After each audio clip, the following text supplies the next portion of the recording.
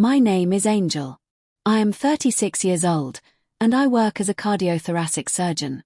I want you to sit with that for a second before I go any further. Not because I'm asking you to be impressed, I'm really not.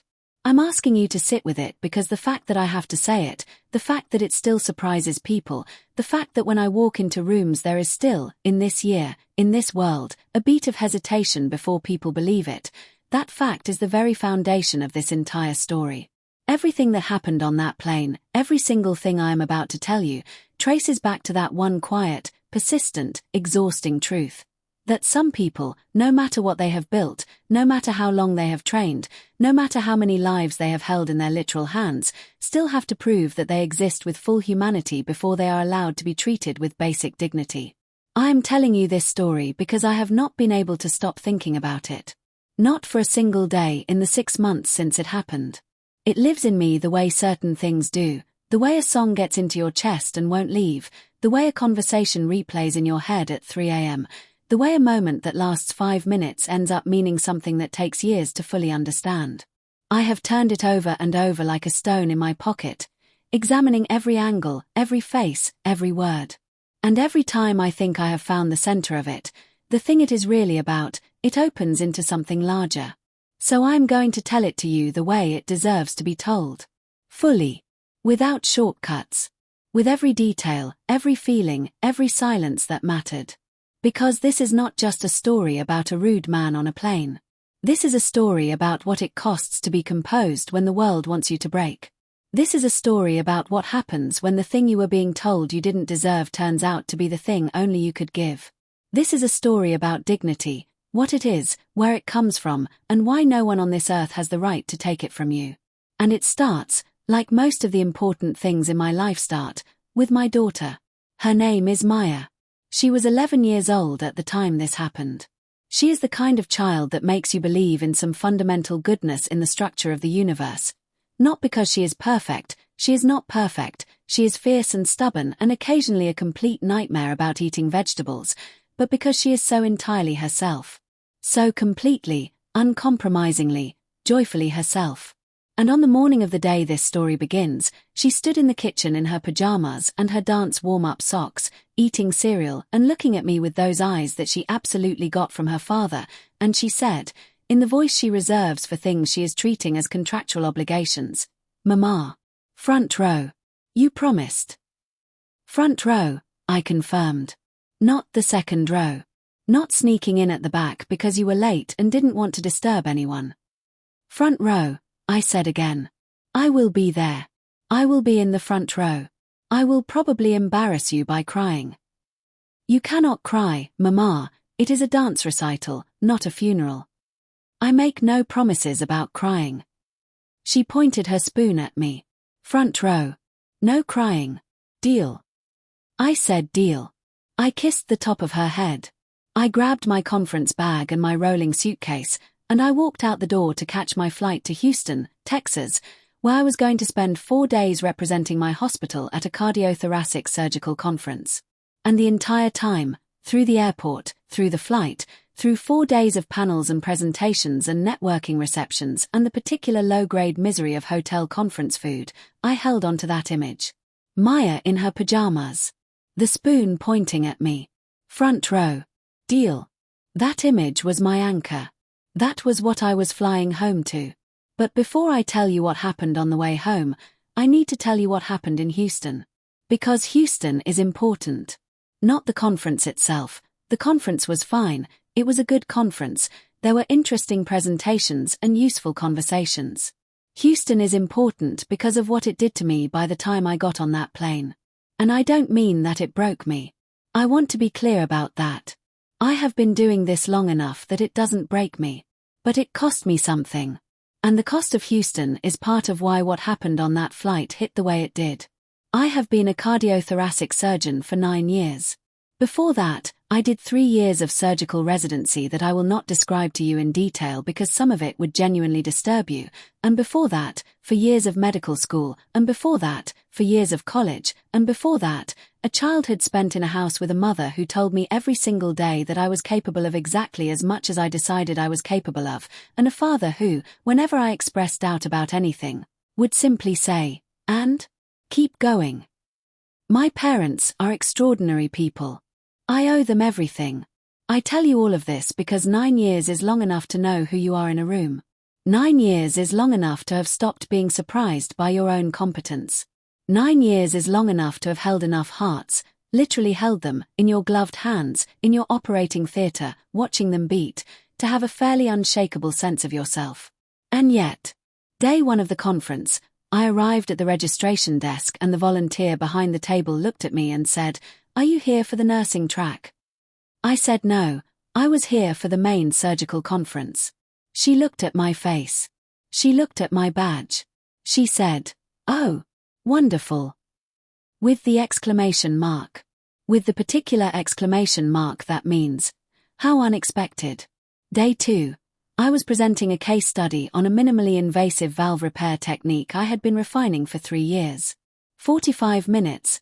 Packed room. I know my material.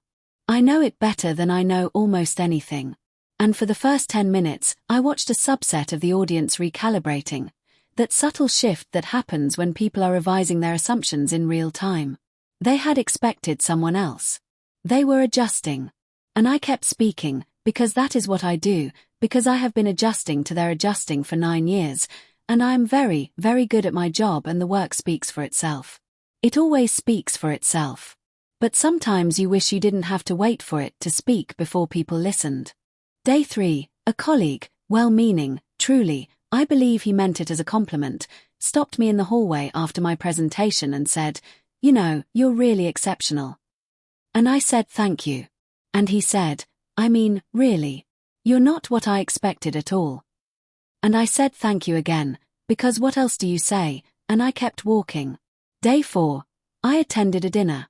I sat next to a man who spent 20 minutes telling me about his research before asking what I did. When I told him, he paused his fork halfway to his mouth and said, "Heart surgery? Really?" And I said yes. And he said, "Wow, that's a tough field." And I said yes. And he went back to his food. 4 days. For variations on the same song. For reminders that no matter what I have built, no matter what I know, no matter what I have done, there is always, always, a moment of, really? You. Are you sure? I am sure. I have always been sure. I will always be sure. But being sure costs something. Maintaining that certainty in the face of constant low-level erosion costs something. And by the time I was sitting in the Houston airport on day 4, waiting for my flight home, I was tired in a way that went deeper than sleep could fix. I was carrying the conference in my body. In the set of my shoulders. In the careful, controlled way I was holding myself together. And the one thing, the only thing, that was pulling me forward was Maya. The recital. Front row. Deal. I checked in. I got through security. I bought a coffee that tasted like regret. I found my gate. And I got on that plane. My seat was 24B. Middle seat. Economy class. The flight was not full, which makes the middle seat assignment more galling in retrospect, but I was too tired to be galled about it. I was too tired to be galled about anything. I just wanted to sit down and close my eyes and let the hum of the engines take me somewhere between here and sleep. I put my bag in the overhead bin. I sat down. I put my earbuds in. I pulled a sleep mask down over my eyes. I had exactly 2 hours before landing. 2 hours to rest. 2 hours before the taxi, the change of clothes, the drive across the city to wherever the recital was being held. 2 hours before front row. I took a slow breath. I let myself begin to relax. And then seat 24B lurched forward. Not a brush. Not an accident. Not a child shifting in their seat or a person reaching for something in the seat back pocket. A deliberate, full force, unmistakable kick. The kind that travels through the seat back and into your spine like a sentence. I opened my eyes behind the sleep mask. I pulled the mask up. I did not turn around. Not yet. I took a breath.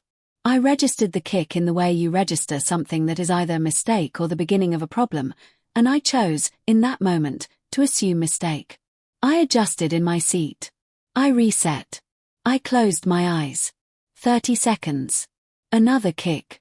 Harder. And here is where I want to pause and explain something to you, because I think it is important.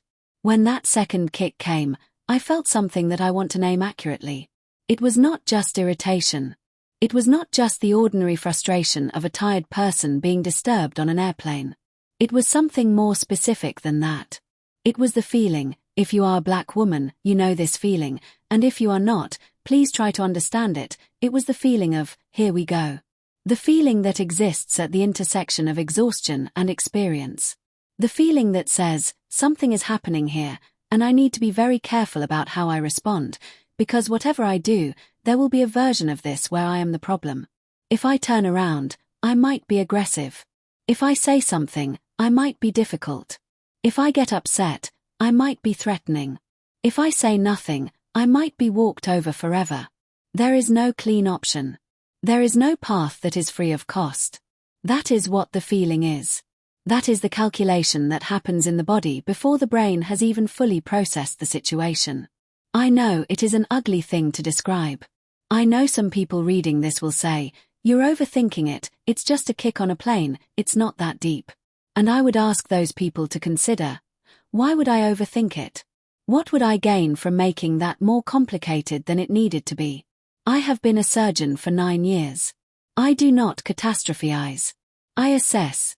And what I assessed, in my body, in the 2 seconds after that second kick, was, this is not an accident.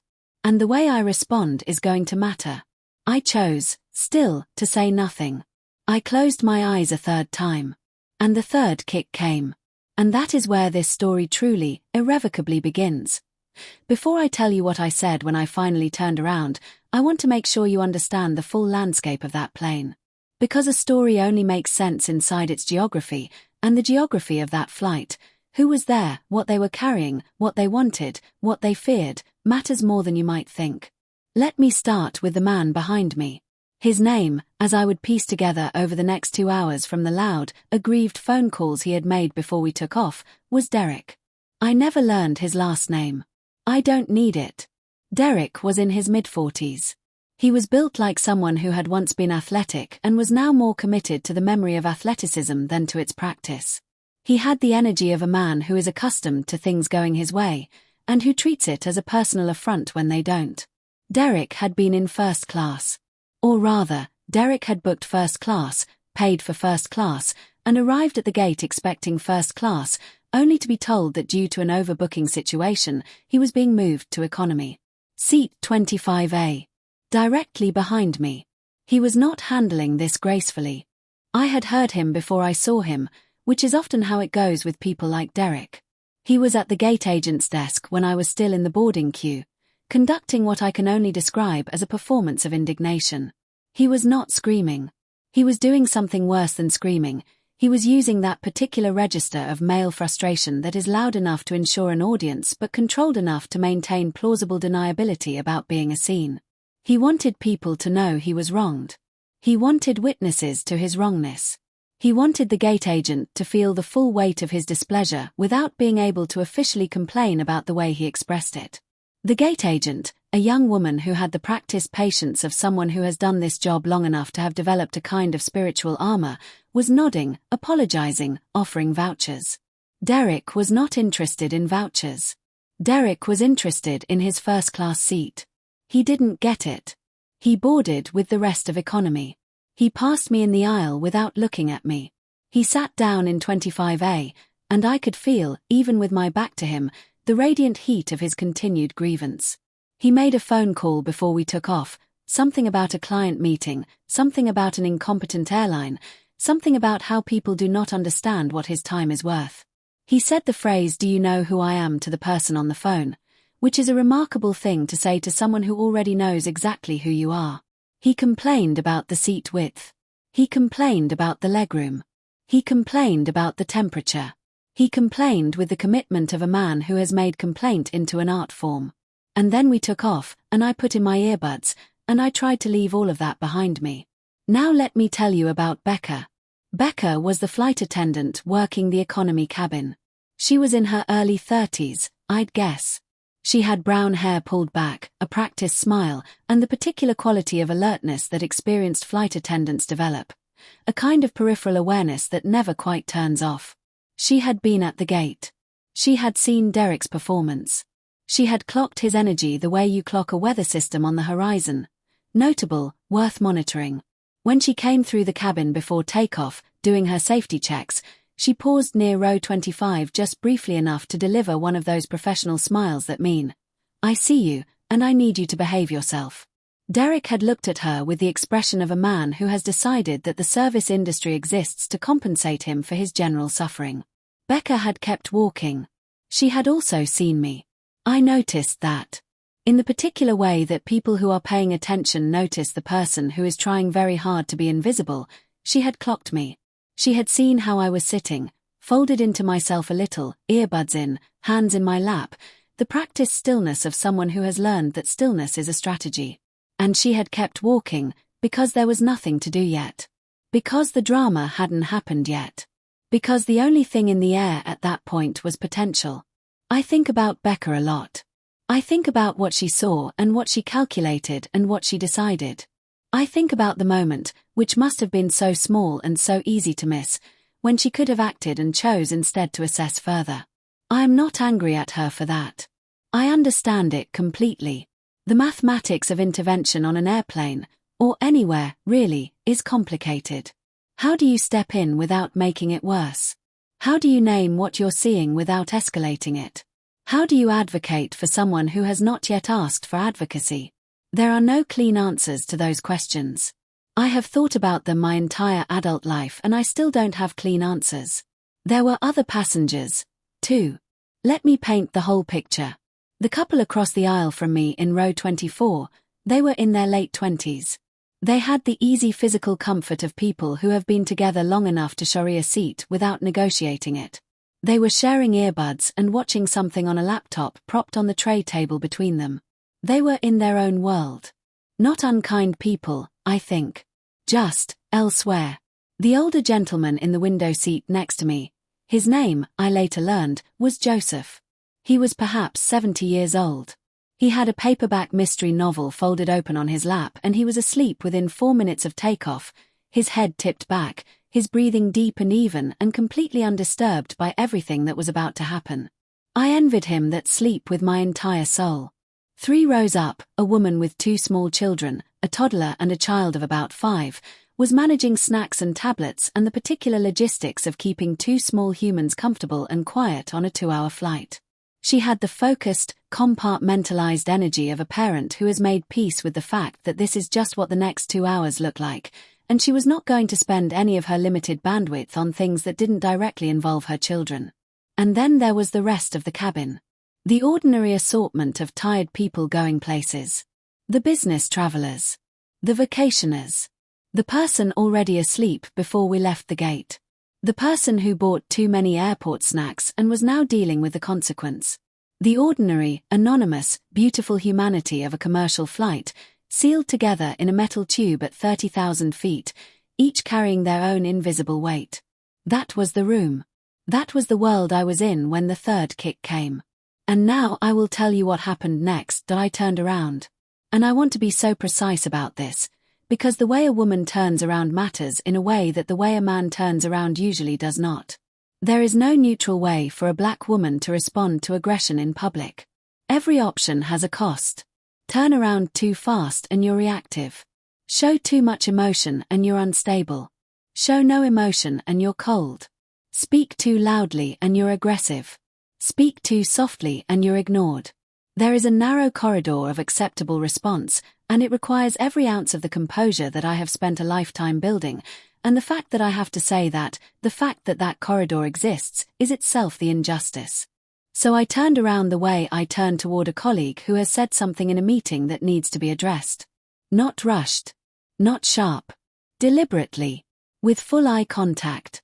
With the posture of someone who is entirely secure in what they are about to say. And I looked at Derek. And I said, in a clear, even voice, "Please stop doing that." 4 words. For words that are so reasonable, so proportionate, so utterly and completely appropriate to the situation, that in a sane and just world, they would have ended the story right there. He would have said sorry, or said nothing and stopped, and I would have turned back around and gone to sleep and woken up in time to land and make it to Maya's recital without a story worth telling. But Derek looked at me, and this is the part that I replay the most. This is the moment I have studied the most carefully in the 6 months since, because it taught me something specific and terrible about a certain kind of person. Derek looked at me with an expression of what I can only call manufactured offense. As if I had done something to him. As if the person being addressed was the wronged party. His whole face shifted into a performance of affront that was so immediate, so rehearsed, that I understood he had done this before. Many times. This was not his first time using indignation as a weapon. He said, "Excuse me, who do you think you're talking to?" The couple across the aisle looked up from their screen. I felt the air in the cabin change. I said, same voice, same pace, "I'm talking to you. You've kicked my seat 3 times. I'd appreciate it if you stopped." And then his face did something else. Something that I want to be very careful about describing, because I don't want to overdramatize it, but I also don't want to understate it, because it was the clearest, most explicit expression of what this situation was actually about. His face shifted from manufactured offense into something more deliberate. Something that made a calculation about who I was, and decided, in real time, that the calculation gave him permission.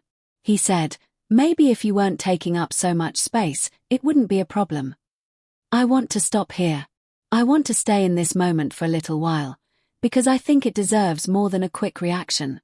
Maybe if you weren't taking up so much space. I am a woman of average height. I am not a large person. I was sitting in my assigned seat, in my assigned row, in the way that a person sits in a middle seat on an airplane, which is to say, compactly, with my elbows pulled in, taking up exactly the space that was mine and not an inch more. In a literal, physical sense, what he said was not true. But we both knew he wasn't talking about the physical.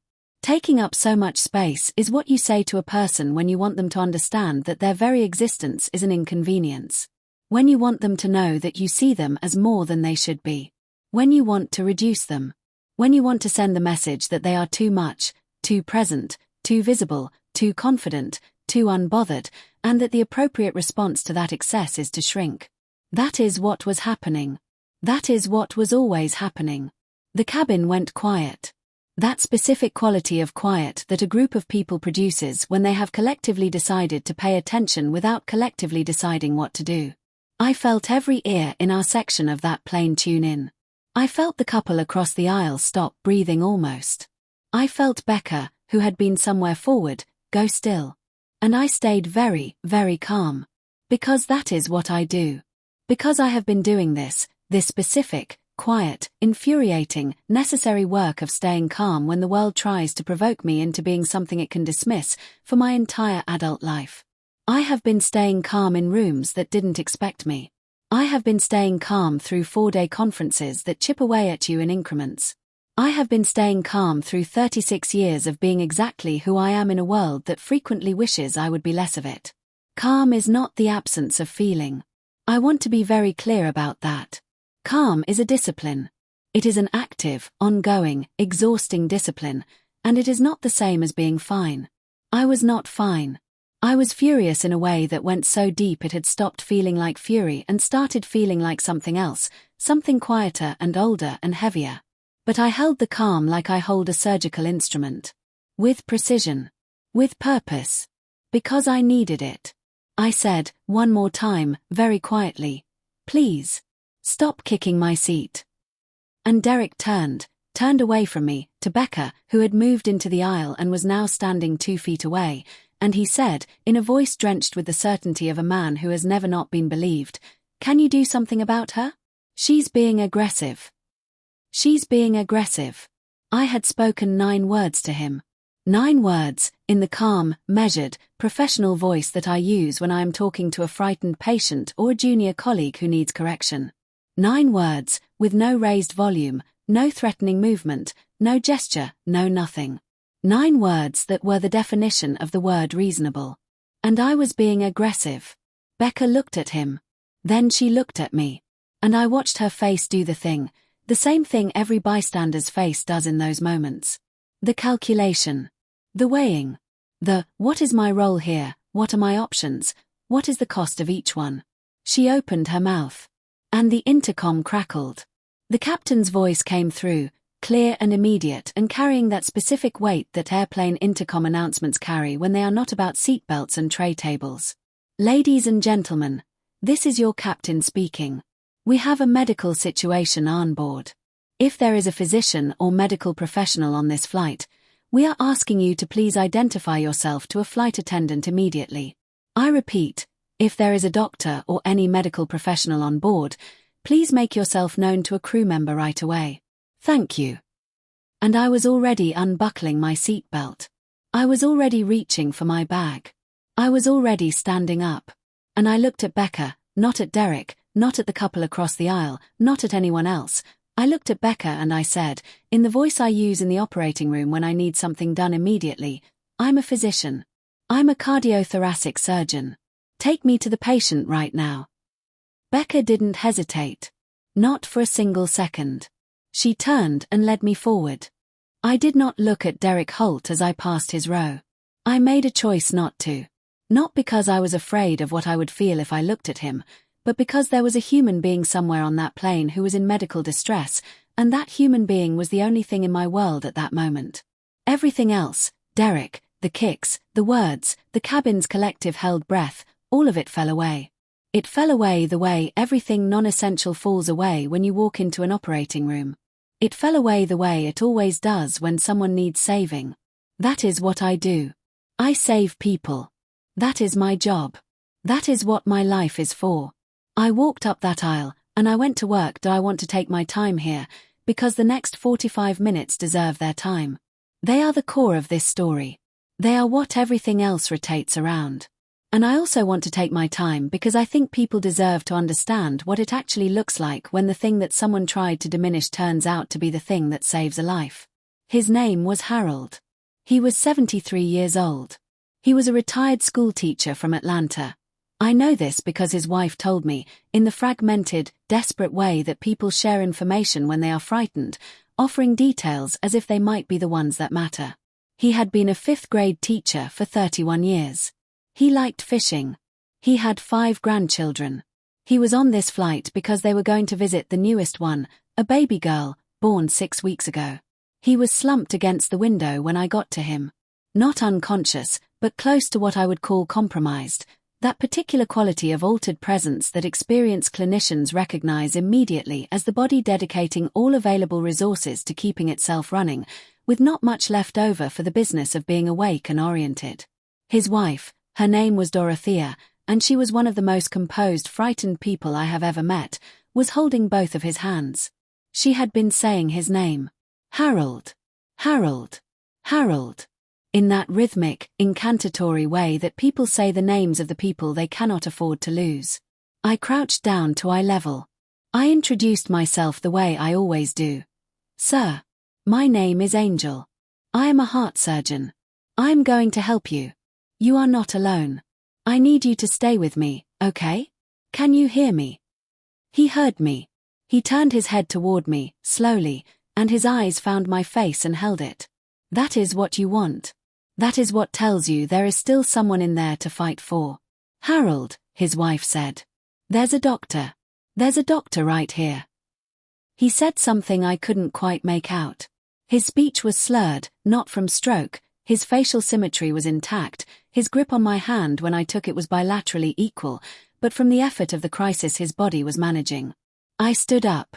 I looked at Becca, who was standing just behind me with 2 other flight attendants, both of them with the focused, waiting energy of people who have been trained for this and are relieved to have someone with the authority to direct them.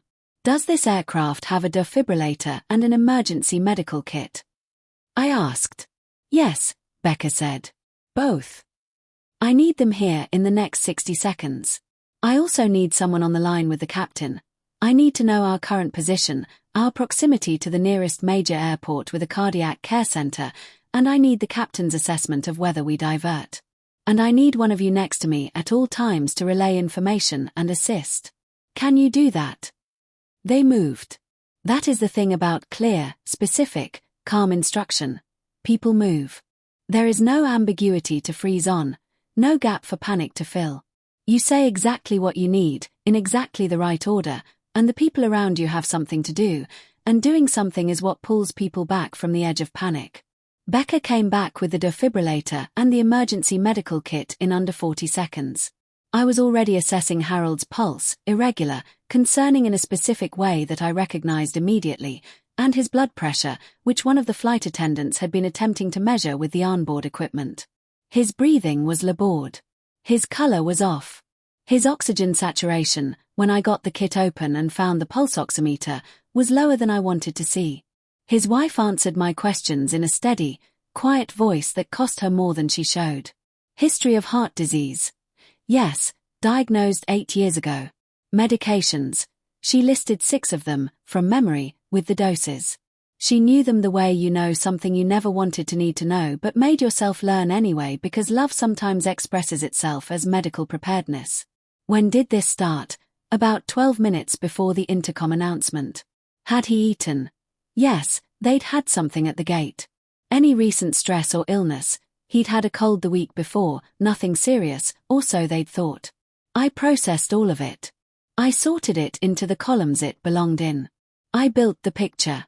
What Harold was experiencing was a cardiac arrhythmia. His heart had slipped into an abnormal rhythm, which was compromising its ability to pump blood effectively, which was the source of the symptoms, the confusion, the labored breathing, the altered consciousness. Not a full cardiac arrest, not yet, not if I had anything to say about it, but a serious, time-sensitive situation that required intervention. Now, here is the thing about being a cardiothoracic surgeon on a commercial airplane. You do not have your operating room. You do not have your instruments.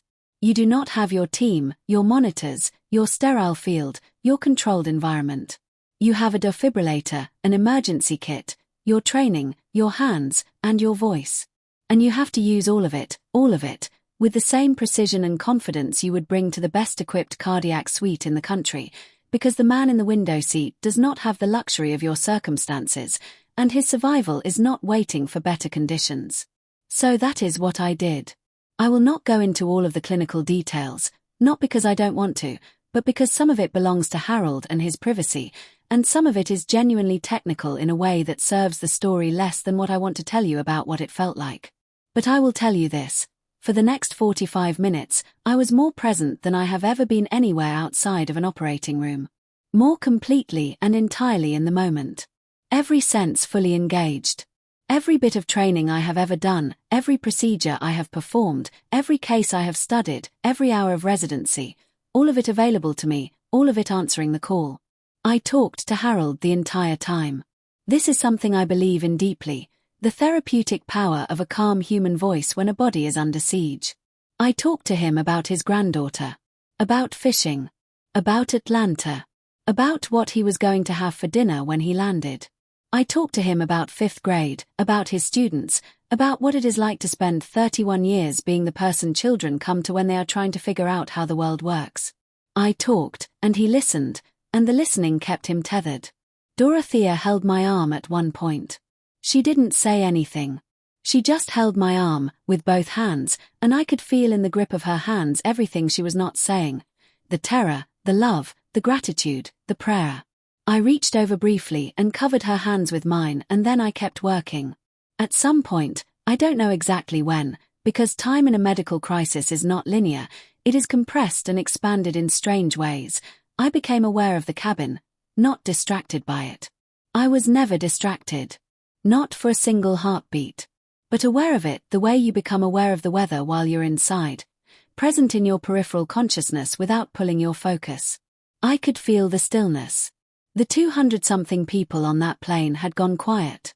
Not the enforced quiet of people trying to be polite, the genuine, instinctive quiet of people who understand that something important is happening and who are, collectively, holding their breath. Movies had paused. Conversations had stopped. The ordinary ambient noise of a cabin full of people going about their in-flight business had reduced to almost nothing. There was just the hum of the engines, and my voice talking to Harold, and the efficient movements of the flight attendants responding to my instructions. I could feel 200 people paying attention. And in the very back of my awareness, not taking up space, not demanding anything, just existing quietly in the corner of my consciousness the way certain thoughts do, was the understanding of what that meant. These same people, or most of them, had been going about their business when Derek was kicking my seat. These same people had been in the cabin when he told me I was taking up too much space. These same people had been calculating their own calculations, deciding their own decisions about whether to notice, whether to care, whether to speak. And now they were watching me save a man's life. I am not telling you this to be triumphant. I want to be very clear about that. There is no victory in needing this kind of moment to be seen. There is no satisfaction in having your worth demonstrated by crisis. I would have given back every second of that recognition to have simply been treated with basic decency when I was sitting in seat 24B trying to sleep. But it happened. And I felt it. And I'm going to be honest about what it felt like, because I think honesty is the only thing that makes a story worth telling. It felt like being fully visible for the first time in 4 days. That is both a beautiful thing and a deeply sad one, and I have not yet decided which it is more. The child, she was 7 years old, sitting with her mother about 4 rows back from where I was working, and her name I would later find out was Amara, asked, in the carrying, unself-conscious voice of a 7-year-old, completely unaware that 200 adults were going to hear her, "Mommy, is that lady a doctor?" Her mother said yes. And Amara, with the calm certainty of a child who has not yet been taught to calibrate her admiration to the expectations of the room, said, "She's really good at it." She said it the way you say something that is simply obviously true. The way you say the sky is blue or the ocean is big. She said it as fact. I heard it. I heard it with every part of me. And I did not cry, because I was working, and also because surgeons learn very early how to receive things they can't process yet and put them somewhere safe to feel later. But I heard it. And I put it somewhere safe. And every day since, I have taken it out and felt it. Becca, at some point during those 45 minutes, moved through the cabin. She was doing her job, checking in with passengers, maintaining the calm of the cabin, managing the disruption with the professionalism she had been trained for. But she also did one specific, deliberate thing that I did not know about until later. She went back to row 24. She looked at seat 24B. My empty seat. The seat that Derek had kicked 3 times. And she sat down in the aisle seat, the seat next to it, and she stayed there. She did not have a task that required her to be there. She was not doing a check or a service. She just, Saturday. Guarding it. Holding the space. She told me later she didn't fully know why she'd done it in the moment. She said it just felt like the right thing. She said she needed to do something with what she was feeling, and that was the thing her body chose. I think she knew exactly why. I think the knowing was what she was sitting with. The captain had been on the line with emergency medical dispatch on the ground throughout. The decision, in consultation with me and with the medical team on the other end of the line, was made to continue to our destination airport, where a full cardiac response team would be waiting at the gate. Harold's condition had stabilized, not resolved, but stabilized. His rhythm was holding. His consciousness was clearer. He was present enough, by the time we began our descent, to squeeze Dorothea's hand without being prompted, which made her cry in a way that she had been holding back for 45 minutes. He was going to make it. I knew before anyone told him or told her or announced it or confirmed it. I knew it the way surgeons know things, not from hope, which is a lovely thing but an unreliable one, but from data. From the quality of his grip. From the color returning to his face. From the rhythm of his breathing steadying out. From the specific language the body speaks when it is pulling itself back from the edge. He was pulling back. I held Harold's hand for the last 20 minutes of the flight. I talked to him about the new baby. What was her name? Elizabeth, he told me, slowly, clearly, his voice stronger than it had been. Little Ellie. She had Dorothea's eyes. He had held her exactly once, for about 3 minutes, before this trip, and he said those 3 minutes were the best 3 minutes he could remember in a very long time. You're going to hold her again, I said. You're going to go home from the hospital and you are going to hold her for much longer than 3 minutes. He looked at me with the eyes of a man who has been frightened and is choosing to believe. You think so, he said. I know so, I said. And I meant it. And I was right. We landed. There is something about the bump and deceleration of a plane touching down that is, under normal circumstances, utterly unremarkable. But when you have spent the last 4 to 5 minutes of a flight doing everything you know how to do to keep a 73-year-old man alive, when you feel the wheels make contact with the runway and you feel the thrust reversers engage and you feel the plane slowing toward the gate, that ordinary bump is one of the most extraordinary feelings in the world. Because it means, we made it. All of us. Together. We made it. The medical team was at the gate, exactly as promised. They came aboard efficiently and professionally, and I gave them a complete handoff, Harold's history, the timeline of the episode, what I'd observed, what I'd done, what I'd seen change. One of the paramedics, a young woman who could not have been more than 28, looked at me mid-handoff and said, quietly, "That was excellent management." And I said thank you, because you receive the acknowledgement gracefully, because being gracious about being recognized is also a discipline. Harold was transferred to a wheelchair. Dorothea walked beside him, her hand still on his arm. At the door of the plane, she stopped. She turned around. She found me in the aisle. And she looked at me, just looked at me, for a long moment, with everything in her face at once, and then she mouthed 2 words. "Thank you." I nodded. I could not speak. She turned and walked with her husband off that plane. The rest of the cabin began to deplane. And something happened that I was not prepared for. The passengers in our section, not orchestrated, not led by anyone, just spontaneously, one person starting and others following the way a wave starts at the edge and moves inward, began to applaud. Real applause. The kind that has weight in it. The kind that is not polite or obligatory but that means something, that is trying to say something that regular words don't quite cover. I stood in the aisle and I did not know what to do with myself. I am a surgeon. I operate, and then patients go home, and sometimes I get a thank you card. My work is almost never public. My competence is almost never visible to anyone outside the operating room. I exist, professionally, in a sealed and sterile world where the only people who see what I can do are the ones already unconscious. And so to stand in the aisle of a commercial aircraft, in my conference clothes, with my hair coming loose from the bun I'd put it in 20-something hours ago, and receive the acknowledgement of 200 strangers, that was something my body genuinely did not know the script for. And then the captain came. He came the whole length of that airplane. He walked through first class and through the forward cabin and all the way back to where I was standing in economy, which is not nothing, that is a deliberate journey, and the deliberateness was the point. He was tall, silver-haired, with the particular gravity of a man who has been responsible for the lives of strangers for long enough that it has settled into him like ballast. He took my hand in both of his. He said, "Dr. Angel, I am Captain Harris. On behalf of myself and my entire crew, I want to thank you. That man is alive because you were on this flight today." I said thank you. I said I was glad I could help. And then he went back to the cockpit, and he did something that I was genuinely not expecting. He made one final intercom announcement. For the whole plane.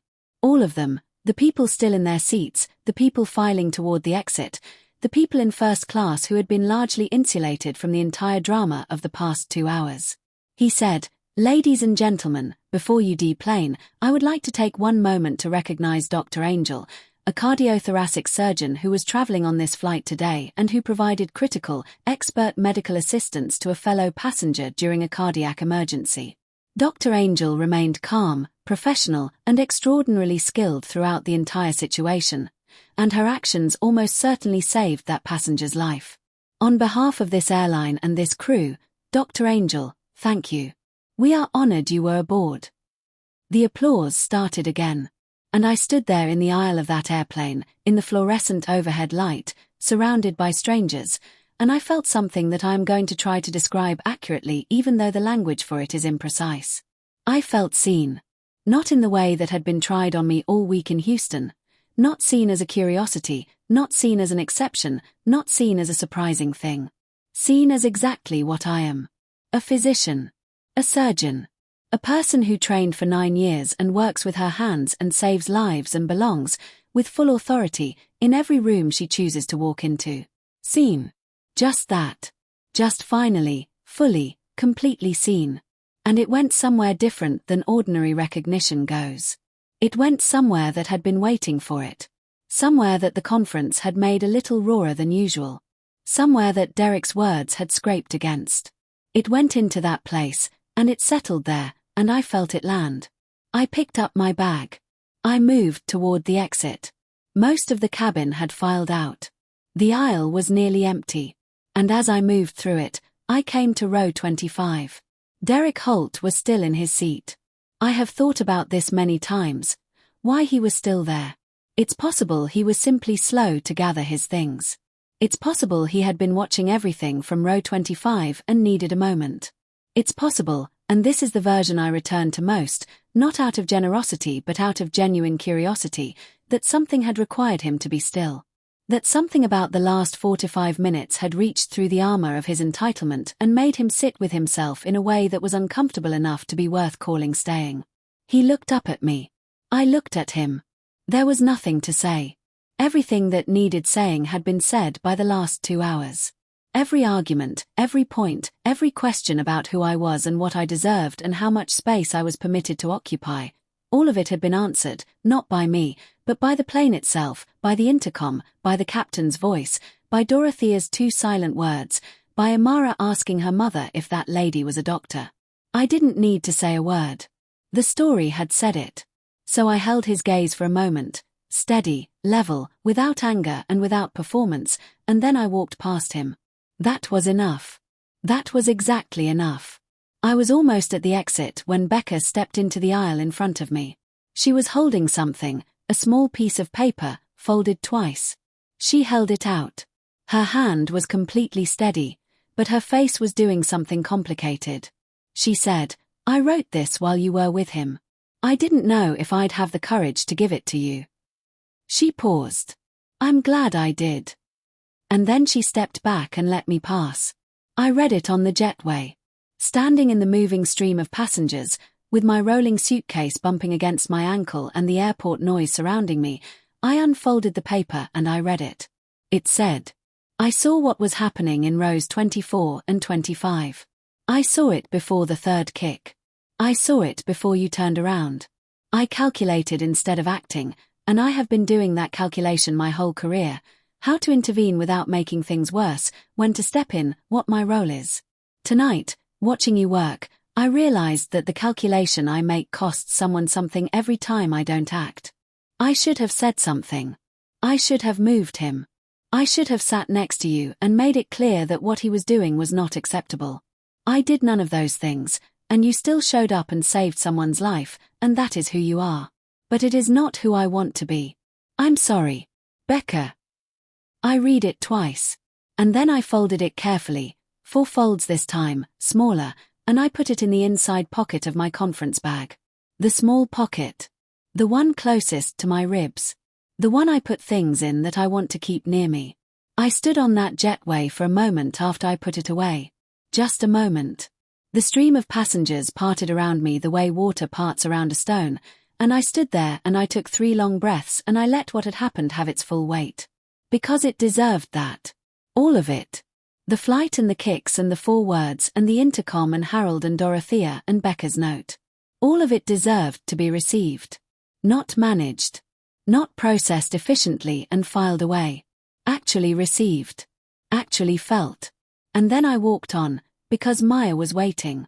But before I go to the epilogue, I need to stay with Becca's note for 1 more minute. Because I think it might be the most important thing in this entire story. Becca did not have to write that note. She did not have to give it to me. She could have walked off that plane and classified the evening under difficult shift and gone home and never thought about it again. That is the path most people take. Not because they are bad people, because it is easier. Because accountability is uncomfortable. Because saying I saw it and I did nothing requires you to look at yourself in a way that most of us spend significant energy avoiding. Becca looked. She sat with it. She wrote it down. She gave it to me with a shaking hand and a steady face and without asking for anything in return. No absolution, no reassurance, no forgiveness. She did not ask me to tell her she was a good person. She just named what she had done and what she was going to do differently, and she gave me that naming as a gift. That is extraordinary. Not the feeling. The feeling is ordinary. Most people feel it after these situations. What is extraordinary is what she did with the feeling. what she chose to make it into. That note is still in the inside pocket of my conference bag. I have not taken it out and left it somewhere. I have not framed it or photographed it or shared it with anyone until now. It lives near my ribs. On the days when I am in another conference room being told I am exceptional in that surprised-sounding way. On the days when I calculate my own entry into a room. On the days when I am so tired of the proving that I can barely lift my shoulders. I take it out on those days. And I read it. And I remember that people are capable of doing the harder thing. That the calculation does not have to win. That you can see something, and fail to act, and still choose to come back and name it and change. That is not a small thing. That is everything. I need to stop right here for just 1 second, and I want to be direct with you. If this story has reached you, if you have made it this far, if something in this has moved you or challenged you or made you sit with yourself for a moment, I'm asking you to do one thing for me right now. Hit that subscribe button. This channel is a space for stories like this one. Real stories. Stories about what it costs to be who you are in a world that sometimes makes that very expensive. Stories about the moments that break us and the ones that hold us together. Stories about the Beckers and the Heralds and the Amaras and the Mayas. I put everything I have into every story I tell here, and your subscription is what allows me to keep telling them. So please, right now, subscribe. And if you know someone who is tired, someone who is carrying the weight of being unseen in rooms where they belong, share this video with them. Right now. It might be exactly what they needed today. Engagement question. Comment prompt. And I want to ask you something before I finish. I want to ask you the question that Becca's note left me with. Have you ever been in her position? Not Derek's, not the kicker's, but Becca's. Have you ever seen something happening that wasn't right, and done the calculation instead of acting? Have you ever thought, this isn't really my place, or, I don't want to make it worse, or, someone else will say something? And if you have, what did you do with it afterward? Did you write the note? Did you let it go? Is there a Becca moment in your life that you are still sitting with, that you never went back and named? Tell me in the comments. Tell me honestly. Because I think that question, what do we do with the moments we failed to step up, is one of the most important questions any of us can ask. And I believe, with everything in me, that the answer changes us if we let it. I made it to the recital. I want to say that again, because I want you to feel the full relief of it. I made it. Let me tell you how, because it was not graceful, and I think the erase of it is part of what makes it true. I came off that jetway moving fast. Not running yet. The jetway is narrow and there were people ahead of me, but moving with the very specific urgency of a person who has just spent 2 hours doing something medically intensive and now needs to get across a city in a very limited amount of time. I had checked my phone. The recital started in 43 minutes. I was in the airport. The arena where the recital was being held was 22 minutes by taxi under optimal conditions, which Houston traffic at early evening was not. I did not stop at baggage claim because everything I had was in the carry-on I was already pulling behind me. I went directly to the taxi line, not rideshare, not shuttle, taxi, because taxis can sometimes cut lines in ways that other cars cannot, and I needed every second, and I got into the cab and I said, in my most composed professional voice that was hiding an interior of pure maternal panic, I need to get to the Arts Center on Westheimer in under 20 minutes. I will tip significantly if we make it. The driver, his name was Marcus, he told me while accelerating into traffic in a way that I absolutely supported, said, I'll do what I can. He did what he could. He did, honestly, a little more than what he could. We wove through traffic with the quiet confidence of a man who knows the city the way I know the chest cavity, from the inside, with an understanding of where the passages are. I texted my mother, who had been with Maya all day and was at the recital. I'm coming. I'm going to make it. Don't tell Maya, let it be a surprise. My mother responded with a praying hands emoji and a heart and then 4 more praying hands emojis, which is very much her communication style. I got out of the taxi in front of the art center with 13 minutes to spare. 13 minutes. I paid Marcus and I tipped him what I had promised and a little more, and I grabbed my bag and I walked, not ran, walked very quickly, which requires more discipline than running, through the lobby and to the auditorium doors, and I pulled one open. The lights were going down. The usher turned to me with the expression of a person about to inform me that I was too late for good seating. I gave her the look. The one I have developed over 9 years of being a surgeon who sometimes needs to enter spaces that people are telling her she cannot enter. The look that says, I understand your authority, and I need you to make an exception right now. She made the exception. I found a seat. Front row. Left side, 4 seats in. Exactly where I should be. I sat down. I put my bag under the seat. I took one long, slow breath, the same breath I take before a procedure, the one that clears everything else out and brings you fully into the present, and I looked at the stage. The curtain was rising. There is a quality to live performance, even small scale, even a school recital at a community art center, that recordings don't capture. The way the air in the room changes when something is about to happen. The collective inhalation of an audience leaning forward. The particular quality of the silence that falls when the lights go down and the music is about to begin. I love that silence. It has always felt sacred to me. It feels like the moment before anything is possible, which is both terrifying and beautiful. The first piece began. Maya was 4th in the program. I watched 3 performances through the particular filter of a person who has just had a very large experience and has not yet had time to decompress from it. I watched 3 young dancers do their careful, earnest, lovely work, and I applauded for all of them, and I held myself in the present moment with some effort. And then Maya walked out. She was wearing the costume she had chosen herself, which tells you everything you need to know about Maya.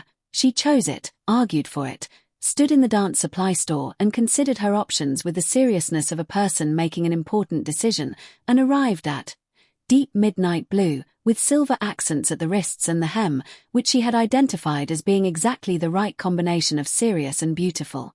Her hair was up, pinned in a way she had practiced in the bathroom mirror for 2 weeks, with 2 small pieces falling at the sides of her face that were, she had informed me, intentional. She looked tall. She looks taller every time. I know this is a cliché, that children grow so fast, but it is a cliché because it is true, because it catches you every time, the specific surprise of it, the way the child you are so familiar with keeps becoming someone new without warning. She walked to her mark. She faced the audience. She was composed, serious, present, and then she found me. She found me the way she always finds me in rooms. That instant. Searching radar. Her eyes swept the front row and landed on my face, and I watched her whole body change. Something she had been holding, some version of, what if she doesn't make it, what if something happened, what if front row is empty, released. She let it go. Her shoulders dropped half an inch. Her face broke into a smile that was, I think, one of the most beautiful things I have ever seen. And it is a face I have been watching for 11 years. The music started. She danced. I am not going to tell you it was perfect, because I am her mother and I cannot be objective. I will tell you that she moved through that piece with the full intention of someone who has lived inside it for 2 months. That every arm position and every turn and every moment of stillness between movements had been earned through 100 repetitions in the kitchen and the living room and the school studio. That you could see the work in it, and you could also see the thing that lives beyond the work, the thing that training produces when it has gone deep enough that the body stops thinking about the training and just moves. She was magnificent. She was magnificent, and she was 11 years old, and she was mine. I cried. I know I said I wouldn't. I cried anyway. I cried as quietly as I could manage, which is not very quietly, and the woman sitting next to me, a stranger, a grandmother of one of the other dancers, it turned out, pressed a tissue into my hand without saying a word. I took it. I used it. I was not embarrassed. After the curtain call, after the flowers and the photographs and the chaos of a lobby full of families reuniting with their children, Maya found me. She walked through the crowd with the focused navigation of someone who knows exactly where she is going, and she came straight to me, and she put her arms around my waist and leaned her head against my chest, and I held her. I held her the way I had held Harold's hand on that plane. With both of mine. With all of my attention. With the full weight of my presence. Without any part of me somewhere else. She said, into my jacket, "You made it." "I made it," I said. "I knew you would." "Did you?" She looked up at me. "I always know," she said. "Even when I pretend I'm worried, I always know." This may be the most generous thing anyone has ever said to me. I did not deserve it. I have missed things, I have been late to things, I have had to call from the hospital and say the word she has learned to brace for. But she said it anyway. Because she is 11 and she loves me, and love sometimes expresses itself as the gift of believing in someone more than the evidence strictly supports. I accepted it. I held her. I let myself be held. We were walking out of the lobby, Maya's hand in mine, her dance bag over her other shoulder, the silver at her wrists catching the lobby light, when a woman stepped into our path near the exit. She was in her late 30s. She had tired eyes and the particular look of someone who has been through a hard few hours and is still processing the ending. She had a small child on her hip, maybe 2 years old, completely asleep, head heavy on her shoulder. She said, "I'm so sorry to stop you. I don't want to take your time." She took a breath. "Were you on flight 2247 tonight?" I stopped. "Yes," I said. "My name is Carolyn. Harold is my father." Her voice did something careful. "They called us from the gate. They said a doctor on the plane, that she stayed with him the whole time. That she talked to him. That she kept him calm when he was frightened." She was looking at me with the intensity of someone trying to memorize a face. "They said she held his hand."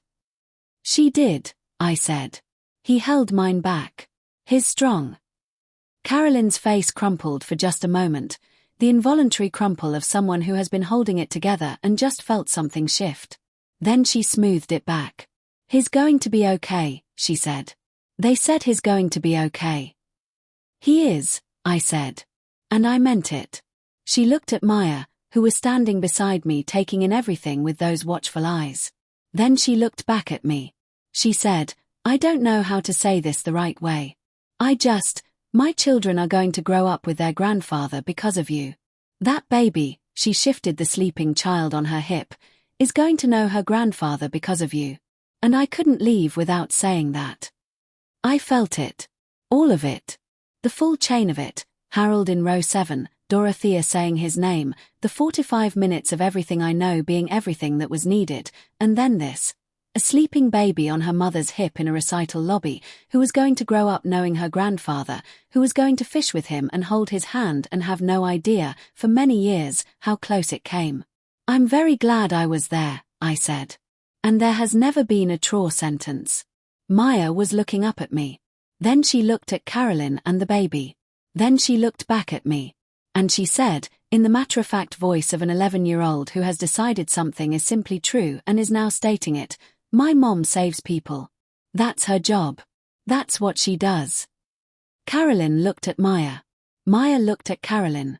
Something passed between them that I am not sure I can fully describe, a kind of recognition, maybe, of the specific, ordinary, extraordinary reality of loving someone whose work takes them into the territory of life and death. "She does," Carolyn said softly. We said our goodbyes. We walked out into the night.